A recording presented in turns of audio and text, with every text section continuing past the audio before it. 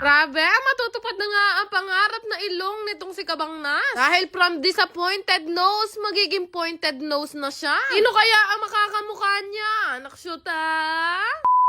Today's ganap nga, maaga nga kami nagsigayakan dahil kami nga ay pupunta ng Saboge Aesthetic Pampanga. Bago nga kami umalis ng bahay, pinagayak ko na nga dito kay Kabang Nas yung gagawin niyang kama. Pag uwi namin mamaya galing ng Saboge, okay na nga yung pagpapahingahan niya. Babiyahe nga lang kami mula Pulilan, Bulacan, papunta ng Angeles City, Pampanga. Siguro mga 1 oras lang mahigit. Alis nga kami ng alas 4 ng hapon at tumiglip lang nga ako sandali nung nagising ako. Nasa Subic na kami, anak shoot ha?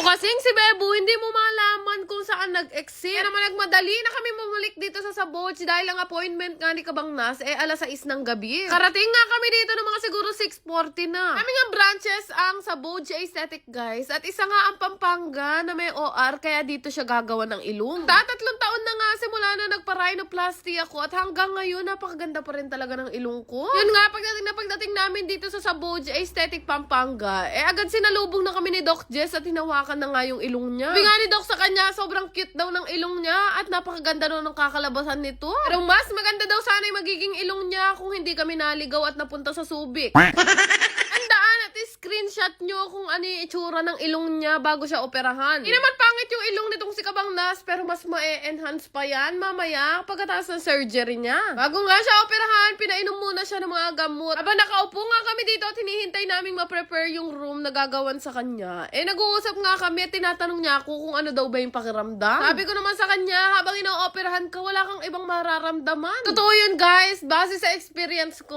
mas masakit pa yung mga ina-inject kesa sa magpa-rhinoplasty. Full lang talaga siyang tingnan at panoorin, pero kapag ka ginagawa na sa'yo, wala ka na talaga mararamdaman at kung i-rate ko nga hanggang 10, siguro nasa 1.5 lang. Tapos na nga maklens yung mukha niya, pinapasok na nga siya sa OR at kami naman dalawa ni Bebo ay kakailanganing mag-robe, syempre. Excited at the same time, kinakabahan kami sa magiging kakalabasan nga ng ilong nitong si Kabang Nas. Syempre, paano hindi ka kakabahan? Talaga naman mga ngadukduk ako sa nanay nito si Kabang Nas kapag ka hindi maganda yung kinalabasan. This time guys, tinutusukan na nga siya ng anesthesia at feeling ko kailangan niya na suporta kaya hinihimas ko yung paan niya.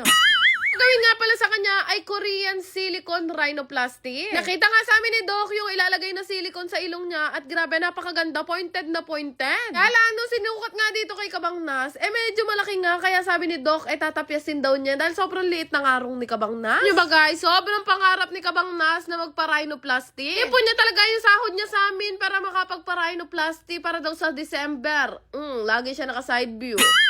Gusto lang daw niya yung kagaya ng ilong ko, natural looking lang. Kaya sabi ko sa kanya, syempre, saan pa kita dadalhin kundi dito sa Saboge? Kaipon na nga siya, tinawagan ko na nga agad yung doktora ko na si Doc Jess. Napakahusay ng kamay niyang si Doc Jess. Kung alam niyo lang, napakarami niyang napaganda talaga at isa na ako dun. Sobrang bihasa na nga ni Doc Jess sa rhinoplasty. Abay, tinagal lang yung surgery ni Kabang Nas ng 1 hour and 58 minutes and 12 seconds. At nga sa rhinoplasty, isinabay na nga namin yung BFR kay Kabang Nas. Yung buccal fat removal o yung pagtatanggal ng taba sa pisngi. O laging combo yan guys. Kapag ka nagpa-rhinoplasty kayo, alam ng mga doktor nyo kung ano yung pwede pang gawin o yung pwede pang isabay. Napakabilis lang gawin nito guys. Siguro nasa 15 to 20 minutes. Hupak na hupak at hugis abyas na kayo. Partida guys ha, gising si Kabang Nas niyan. Tinanong nga namin siya kung gaano kasakit. Wala daw siya nararamdaman. Right after the surgery kasi guys, makakapansin na kayo na mamamagana talaga yan. Pero kung sakit lang talaga pag-uusapan, wala talagang mararamdaman lalo na kapag ino-operahan ka na. Sa syempre, nasa tamang clinic at nasa tamang doktor ka. Marami na nagkalat ngayon guys ng mga discounted na rhinoplasty. Diyos ko, mag-iingat kayo. Baka petroleum jelly ang ilagay sa inyo. After nga ng ilang oras, ito na yung itsura ng ilong nitong si Kabang Nas. Ay, grabe. Korean yan. Gana nga siya ng mga oras na yan, pero sabi ko nga sa inyo, mas maganda yan pagkatapos ng 1 buwan o hanggang 2 buwan. Noon nga lang naging kabilis yung operation nito si Kabang Nas at excited pa akong ipakita sa inyo kung ano pa yung magiging itsura niya sa mga susunod na araw. Kaya naman kung umabot ka hanggang dito sa video na to, bibigay ako ng 500 pesos sa makakapagsabi ng tamang sagot. Tanong, ilang oras lang ginawa eksakto itong ilong ni Kabang Nas? Mili ako sa comment section ng sasagot ng tama, basta nakapollow sa akin, may 500 ka. Nakshuta! lang naman. Salamat!